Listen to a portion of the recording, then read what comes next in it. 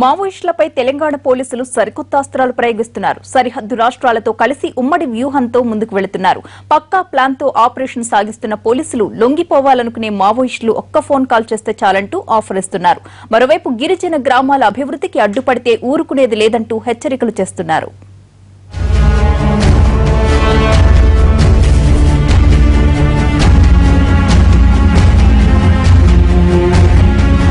మావోయిస్టుల ఉనికి లేకుండా చేసేందుకు సరికొత్త వ్యూహాన్ని అమలు చేస్తోంది తెలంగాణ పోలీస్ శాఖ.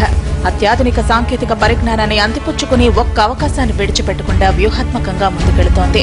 మావోయిస్టుల ప్రాబల్యం ఉన్న జిల్లాల్ని గుర్తించి ఎక్కడెక్కడ ఎంతమంది మావోయిస్టులున్నారు, వారిలో కీలక నేతలు ఎవరనే దానిపై నివేదికలు తెప్పించుకుని దశల వారీగా పోలీసులు ఆపరేషన్ కొనసాగిస్తున్నారని సమాచారం.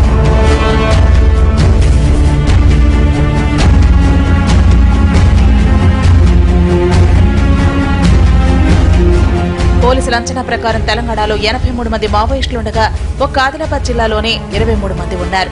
మావోయిస్టు ముఖ్య నేతలు ఆటంక సుదర్శన్, సత్యాజీ, బండి ప్రకాష్, మైలారపాడెల్లో మోహన్ రెడ్డి, ఆత్రం శోభన్తో పాటు మరో 17 మంది సభ్యులున్నట్లు పోలీసులు గుర్తించారు.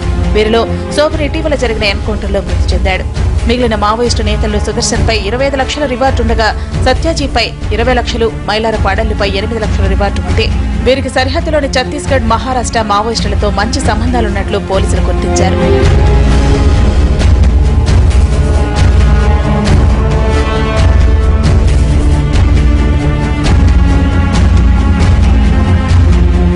రెండేళ్లుగా జిల్లాలో మావోయిస్టుల కదలికలు పెరిగినట్లు ఇంటెలిజెన్స్ వర్గాలు గుర్తించాయి. దీంతో ఆదిలాబాద్ జిల్లాలో కీలకంగా ఉన్న మావోయిస్టు నేతల కోసం రెండేళ్లుగా వేట సాగిస్తున్న పోలీసులు నక్సల్స్ ప్రభావిత ప్రాంతాలైన తిర్యాణి, బెజ్జూరు, కౌటాల, వేమనపల్లి, చెన్నూరు, ఖానాపూర్, కడెం, బెల్లంపల్లి అటవీ ప్రాంతాల్లో కూంబింగ్ జరుపుతున్నారు. జిల్లా ఎస్పీ తుగ్గల్ గ్రామాల్లో పర్యటిస్తూ ప్రజలతో ప్రత్యక్షంగా మాట్లాడుతున్నారు. సేవా కార్యక్రమాలతో పోలీసు యంత్రాంగం సామాన్య ప్రజలకు దగ్గరయ్యే ప్రయత్నం చేస్తోంది. అజ్ఞాతంలో ఉన్న మావోయిస్టులు లొంగిపోతే అన్ని విధాలా ఆదుకుంటామని వారి కుటుంబ సభ్యులకు నచ్చ చెబుతున్నారు. ఒక ఫోన్ నంబర్ 8732226888 కూడా జారీ చేయడం జరిగింది. సో ఇందులో ఫోన్ చేసి ఎవరైనా మావోయిస్ట్ అండర్ గ్రౌండ్ ఉన్నటువంటి మావోయిస్ట్ లొంగిపోవాలి అని అలా ఉంటే ఈ ఫోన్ నెంబర్లో మాతో మాట్లాడి డైరెక్ట్గా టచ్ కావచ్చు. ఎలాంటి ఏమి ఇబ్బంది కలగకుండా మేము చూసుకుంటాము. జిల్లా నుంచి దాదాపుగా ఇప్పుడు 22 మంది మావోయిస్టులు అండర్ గ్రౌండ్గా ఉన్నారు. కొందరు పైన మోర్ దెన్ 20 lakh, అదేవిధంగా 10 lakh, so 5 lakh and 4 lakh, 1 lakh ఇలాంటి రివార్డ్ అమౌంట్ కూడా ఉంది. ప్రజల కోసం పోరాడుతున్నామని చెప్పుకునే మావోయిస్టులు అడవుల్లో ఉంటే ఆ లక్ష్యం ఎలా సాధ్యమవుతుందని వారి కుటుంబ సభ్యులకు నచ్చచెప్పడమే కాకుండా అదే విషయాన్ని జనంలో ప్రచారం చేస్తున్నారు పోలీసులు.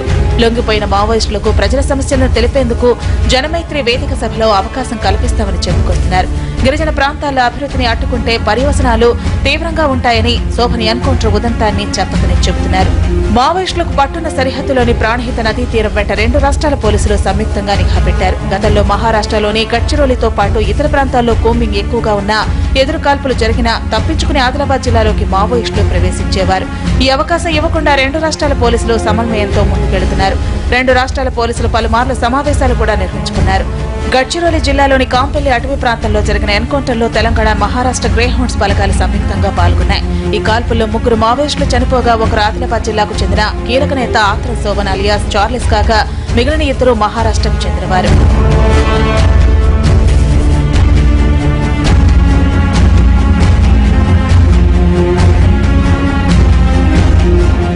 ఎన్కౌంటర్లో ఆత్రం శోభన్ మృతి జిల్లాలో మావోయిస్టు పార్టీకి పెద్ద ఎదురుదెబ్బగానే భావిస్తున్నారు. తిర్యాణి మండలం రొంపల్లి గ్రామానికి చెందిన శోభన్ 12 ఏళ్లుగా ఉద్యమంలో ఉన్నాడు. ఆయనపై 21 కేసులున్నాయి. పోయినేడాది ఇన్ఫార్మర్ నెపంతో తిర్యాణి మండలంలో ఓ వ్యక్తిని హతమార్చిన కేసులో శోభన్దే కీలక పాత్రని పోలీసులు గుర్తించారు. ఎదురుకాల్పుల్లో 2 సార్లు తప్పించుకున్న శోభన్ మొన్నటి ఎన్కౌంటర్లో ప్రాణాలు వదిలాడు. శోభన్ అంత్యక్రియలకు ఎవరెవరు వచ్చారనే దానిపైన పోలీసులు నిఘా పెట్టినట్లు సమాచారం. మరోవైపు ప్రజా సంఘాలు, పౌర హక్కుల నేతలు ముమ్మాటికి శోభన్ది బూటకపు ఎన్కౌంటరేనంటున్నాయి.